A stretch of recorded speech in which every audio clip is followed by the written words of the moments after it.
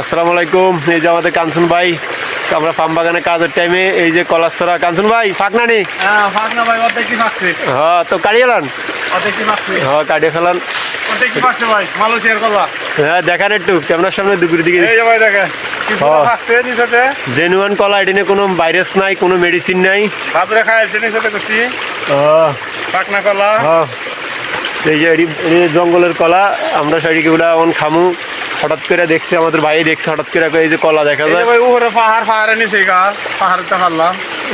কলা তো অনেক মিষ্টি মিষ্টি না ভাই? হেভি মিষ্টি ভাই কলা, অনেক মিষ্টি। একটা খান। হেভি মিষ্টি, এই যে খাইতেছি ভাই। এই যে কলা, জঙ্গলের হেভি কলা, মিষ্টি ভাই কলা।